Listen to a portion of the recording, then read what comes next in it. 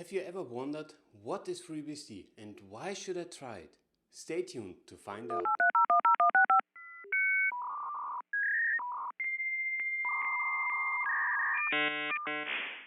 Hi guys, let's jump right into the topic. First of all, let's get one of the biggest misconceptions out of our way.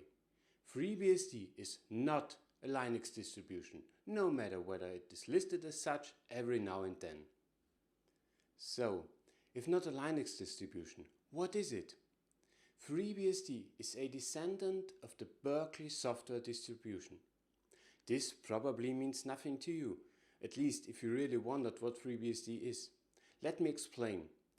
The Berkeley software distribution, in short BSD, was a true Unix operating system, which was first released in 1977, with its last release in 1995. It had been developed at the University of California, Berkeley. Between 1992 and 1994, approximately when version 1 of FreeBSD was released, there was a lawsuit caused by license claims. As of version 2, however, those copyright problems had been cleaned up, as well as a settlement had been reached. But I'm drifting into a history lesson. So, FreeBSD is a Unix-like operating system. To be precise, it is an open source operating system run by its community and an elected core team supported by the FreeBSD Foundation in legal and financial matters. And right there is the first huge advantage of FreeBSD over Linux, from my point of view at least, its community. So far, I have not met any unhelpful person there, and I've been using FreeBSD since 1998. Of course, there are conflicts between developers every now and then, which is just human, but they rarely have an impact on the end user. To reach the community, there are three widely used methods: mailing lists, IRC, and the FreeBSD forum. Another difference to Linux is that FreeBSD is not just the kernel, but the whole base stuff as well. FreeBSD ships with editors, system tools, shells, 3 different firewalls, compilers and much more. All of these tools are part of the FreeBSD project and are therefore maintained by FreeBSD developers. So, while you can solely update the kernel on Linux systems, with FreeBSD you update the kernel plus the whole base system at the same time. This has the benefit that the kernel and base are made to work together. The next big advantage of FreeBSD is its documentation. Now, let me be honest, I have not read it front to back. I'm not the person who reads a lot of documentations, other than the usual "what's that command to do this or that?" But the parts I've read were helpful. And having spoken to others, to them the FreeBSD documentation was quite helpful as well. Just to give you an idea, the current FreeBSD handbook has 726 pages, and that does not include man pages. It covers everything, starting with getting started, continuing to common tasks, system administration and network communication. I'll leave a link to the PDF in the description below, so you can have a look, browse for a while, or even read it front to back. So, community and documentation. Next on the list of advantages is the license. FreeBSD uses the BSD license, which in short tells you to do what you want with it as long as you keep the license notice. I linked the license page below for those of you who are interested in more details. That license might as well be a reason why many bigger companies use FreeBSD, or at least parts of it. Well-known examples are Apple, Nintendo and Sony. So, if you own a PlayStation 3 or 4, a Switch, an iPhone, an Apple Watch or any Mac, congratulations, you're a FreeBSD user. And the same goes to all Netflix and WhatsApp users.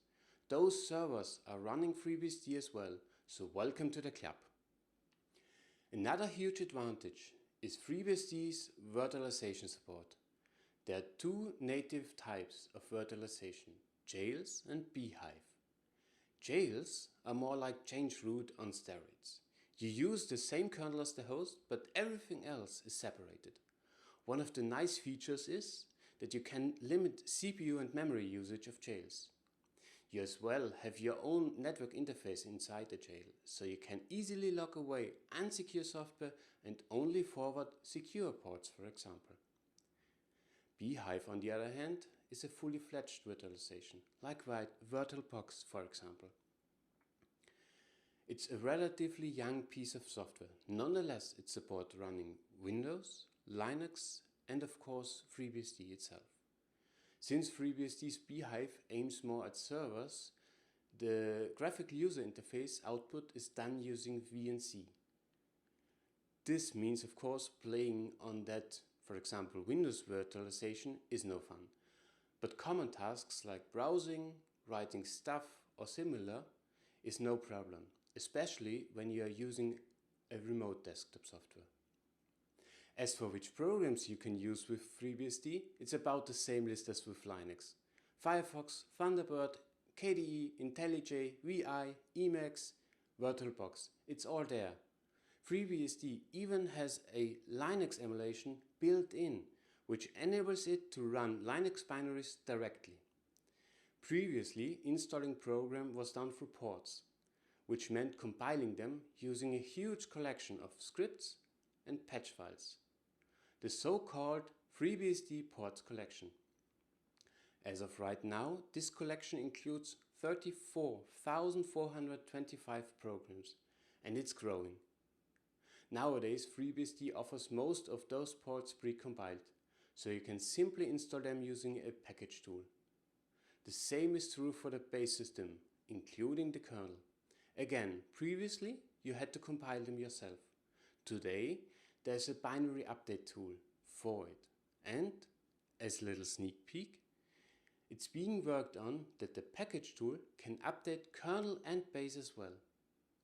If you're interested in the full list of ports, have a look at freshports.org.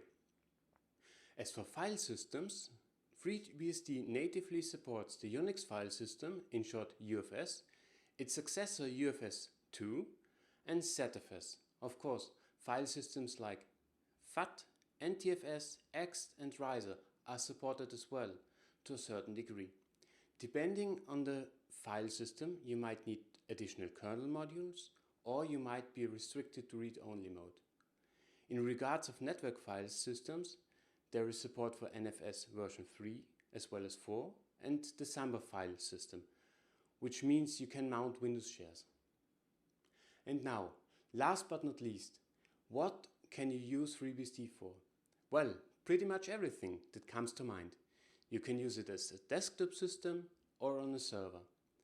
As for desktop usage, you have a broad spectrum of window managers to choose from. You have Libre and OpenOffice as well as many other programs which can be handy on a desktop system. Even playing Windows games to a certain degree using Wine works in general. On the server side, you have an even wider variety. Use it as a NAS, router, firewall, general web or mail server, or even as an RDP server. It's completely up to you. For some of the above mentioned usages, there are specialized versions. TrueOS for desktop users, OpenSense, as well as pfSense for firewall and router scenarios, and FreeNAS for NAS systems. Of course, everything that can be done with those versions can be done with plain FreeBSD, but usually you have to put a lot more work into it. So, if you've become curious, head to the FreeBSD webpage, download and install it. You can use VirtualBox to try it or even use it regularly. Of course, the best experience you'll get with real hardware, but there should be no major limitations using a virtualization. If you have any questions, please leave them in the comments below. Like if you liked this video, dislike if you didn't. If you're interested in more videos like this, press the subscribe button and the bell icon next to it to be informed about new videos. Thanks for watching and until next time.